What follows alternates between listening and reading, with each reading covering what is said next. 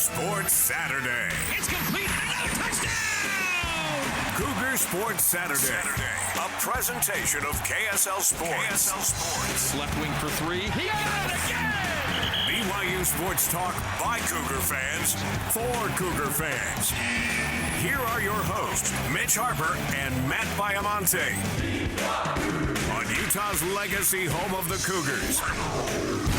KSL News Radio, 102.7 FM and 1160 AM.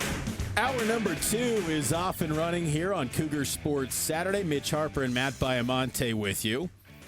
Hope all of you are having a fantastic weekend wherever and however you're listening, whether it's live on 102.7 FM, the KSL News Radio app, KSL Sports app, or on demand on podcast, kslsports.com.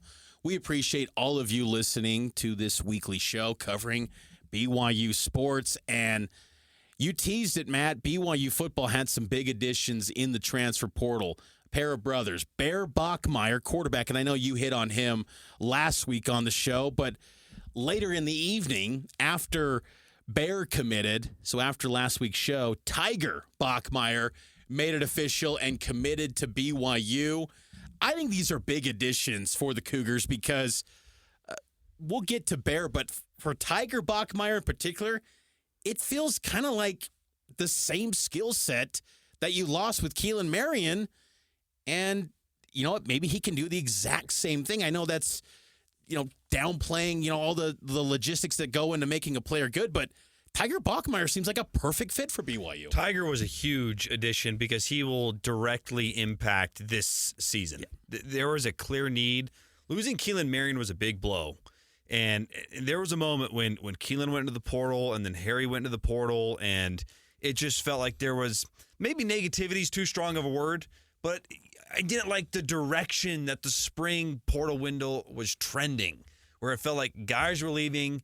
Can you backfill, or are you just going to have to rely on depth? But to go out and grab, we talked about last week Justin Kirkland, who we just referenced. That's a huge addition to pair him with Keanu Tanavasa. And then to get Tiger, who immediately played as a freshman for Stanford. He was banged up a little bit last year, but he had an ability to make an impact on special teams and in the receiving game. In a weird way, he almost... Look, Keelan Marion, I think, was poised to have a big year at BYU. Yep.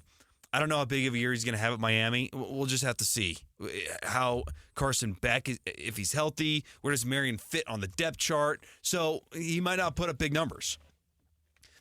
Maybe not as big as he could have put up at BYU. But Tiger, to me, in a weird way, almost fits a little bit better because he is perfect for the jet sweeps. He's perfect for a slot receiver. Like, in a weird way, you put him in the inside with Parker Kingston and then JoJo and Chase on the outside, backed up by Tay, and it just all fits. Yep. It all makes sense. It's a perfect complement. It's the exact skill set you needed with the departure of Keelan Marion, and it's a big addition. And then I think, too, I don't know how you quantify this in football skills, but the fact that he already graduated from Stanford in 2.5 years, this dude is highly intelligent. That's also a weapon to have, too. To have someone that is that smart, just book smart, that translates to football too. So big addition. Well, and I would add too with Tiger Bachmeier and Bear as well. They're leaving a program that the coach they committed to is gone. I think there's got to, sometimes you look at transfers and think, oh, maybe this guy's just straight up coming for money, or is that the only reason for the move? I mean, I think on the surface, people would point to that in basketball and say, Rob Wright's only coming from money. It feels that way with Keelan leaving BYU. Rob Wright's been on the record and said otherwise, however, but I think that's what's always kind of interesting with Bachmeier is that both these guys, they were not pushed out. This was not 105-man cuts. This was just, hey, don't know who my head coach is. Like, they've got Frank Reich at Stanford, but that's a stopgap. One and done. Right. Andrew Luck's the GM, and he's made it clear it's a one-year deal. So there's not a sense of, like, you've got 2 years of eligibility remaining. You want to maximize your opportunities and have some stability. BYU's got that right now. And this was Aaron Roderick, who has been in that OC chair since 2021. He's entering his 5th season as the play caller. This was Roderick on Tiger Bachmeier earlier in the week on the KSL Sports Zone. The addition of Tiger Bachmeier is a big one. Very experienced player. Graduated from Stanford in 2.5 years, guys. Wow. 2.5 years, got a degree from Stanford. He's brilliant and very good football player who can also return kickoffs and punts. And so we're really excited into the room, and I expect him to have an immediate impact. What you said that's what Aaron Roderick echoed right there. Look, football, you got to have physical ability, but like football really is more of a mental game than a physical game in a lot of respects. And if you have a guy who, in a weird way, like this is kind of a weird fact about Tiger, this is his third different power conference he will have played in. The ACC, the defunct Pac-12, and now the Big 12, but he's going to be able to learn it. Here's an exact application of the IQ. He'll pick up the playbook quick. He'll be a master of the playbook fast. And that is an asset because you'll be able to use him in a lot of different situations, whereas other guys that have been brought in, using Keelan as an example, it took him a minute to get up to speed. Yep. He when he transferred in from UConn. Talent was undeniable. We heard tons of buzz before his first season that he might be the best receiver. Yep. But the playbook was a little overwhelming at times. Right. And I think that's where maybe Bachmeier maybe isn't the number one type talent like maybe Marion possess or potentially could be, but maybe there is the transition is seamless to where even as a summer bridge enrollee, he kind of hits the ground running and can consume a bunch of content quickly. I mean, I think that is noteworthy. The whole 2.5 years he's graduating from Stanford, that is a significant piece because away from the field, he can digest a lot of content quickly. For sure. So he's a big addition. And then Bear to me is a great addition just from a standpoint of you have kind of an insurance policy if Ryder Lyons ends up going somewhere else, because it does kind of feel like all eggs were in the Ryder Lyons basket for the future, and they still can be. But if that doesn't happen, Bear Bachmeier was a highly recruited guy.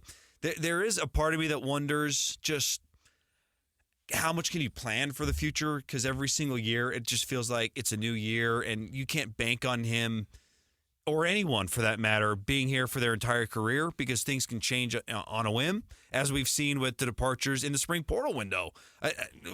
I would have never thought in a million years after being at spring football in March that Keelan Marion was going to leave. Yeah, I'm with you there. So you just don't know.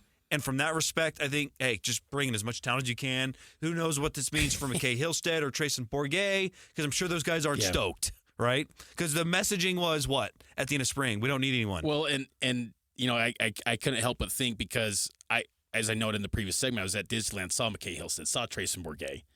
And then that was before Bear became official. That was on Wednesday. So a couple days before Bear. And that happened Saturday. And then it's like a few days later, their world kind of probably turned upside down. And the window's closed. Yeah, because, I mean, I still think McKay's got a shot to win the second string job. Yes. And maybe Bourget shocks us all and wins it, maybe. I would still it's put not more. a guarantee Bear's sliding into number 2. I agree. I think I'd still probably right now still pick McKay because he's got a full calendar year, 12 months worth in the program now. But Bear Bachmeier definitely puts them on notice that if you are not at your best, we got a guy now at BYU, if we being Aaron Roderick, he's got a guy that he really likes, and this was A-Rod on Bear Bachmeier, and safe to say, very excited for the addition. He's a very good football player. We really wanted him out of high school, and he was a national recruit. I mean, he had Georgia and Alabama, Notre Dame, Oregon, everybody. Pretty much could have gone anywhere he wanted, and he chose to go to Stanford. And so we missed out, and then turns out this spring we got a second chance at him, and we got him. So we're super excited to have him. He's a very good football player, super athlete, also highly intelligent like his brother, and a very good, accurate passer. Yeah, I don't usually make bold predictions, but I think he's going to be a great player at BYU. How about that? Great player. I've never heard A-Rod say that about a recruit. I mean, I think maybe Zach Wilson, he did say. Who's been a higher quarterback recruit under A-Rod than him? Conover. Really? That's it. Wow. I didn't even think of him. Yeah, well, because he didn't play. It died in Logan where he got that opportunity, and it was all she wrote after that for Jacob Conover. after he stepped in. But Conover's the only higher-rated recruit that A-Rod's added. Now, you'd say, well, recruiting rankings didn't pan out for BYU there. Conover didn't work, and it didn't. Was A-Rod the primary recruiter the whole time, or was he picked up the ball from someone else? That was more of an old-school recruitment, and also Conover loved BYU. For sure. He dreamed of being at BYU. I'm trying to the timelines are getting a little bit blurry, but that was 2018 class or 2019 class. Right. Yeah, right so, when he was starting back up. Yeah. So it was a little bit of Ty, a little bit of A-Rod, a little bit of Jeff Grimes, a lot of pieces there. Whereas A-Rod, this is probably his best quarterback get based on the recruiting rankings. Yep. Which is significant because that's been a fan base nitpick of A-Rod is not getting highly recruited quarterbacks. And you bring up Ryder Lyons. He's made it known to some of the national recruiting outlets that he does want to serve a mission.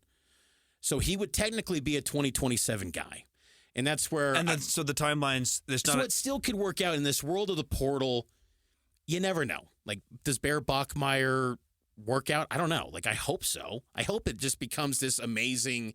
where Bear Bachmeier's the dude for 3 years. Totally. Or McKay Hillstead's the guy for a year, and Bear Bachmeier's willing to stand pat and be the guy in 2027. And away BYU goes with the quarterback factory, but it still can work out. It could still, Ryder's still going to have that official visit this summer, but there's also been these crystal balls on 3 where they're saying Oregon, but they still note BYU's a threat. Like, BYU is a real threat on Ryder Lyons. And who's to say he goes on a mission and doesn't change his mind either? So exactly, and this recruiting process, this summer, things are going to get real intense with recruiting, starting kind of this next week, where a lot of classes want to be tied up before the 4th of July, and so we'll kind of get a better sense of what Ryder Lyons and the rest of this quarterback cycle does here in the coming weeks and months. But getting Bear Bachmeier was significant because I think. If you're a Cougar fan listening, you feel better about the odds of hitting on a future star quarterback with 3 guys compared to just 2 coming out of spring where no one felt like, at least from my vantage point, and you were there with me with spring practices, I don't come away feeling like, man, they got to be the backup. They're the next big thing. I didn't feel that at all. Yeah, that's for sure. And it's hard to know, too, were they getting more reps to Jake? To get him ready for the fall. Yeah. There's a lot we don't know because we don't see a ton, but I would echo that sentiment that you didn't walk away. And look, I would honestly, I walked away from spring not feeling like anyone took a big jump, including Jake. So, but we'll see in the fall, right? That's why they're there in Southern California. Well, they were in Southern California, training at the back. Let's take a break. On the other side, big night coming up Monday night in the NBA, and a guy squarely in the mix of all this draft lottery conversation. Yegor Demon. Let's get our thoughts on the lottery and Yegor and how he's feeling as he's getting ready to be picked in the NBA draft next month.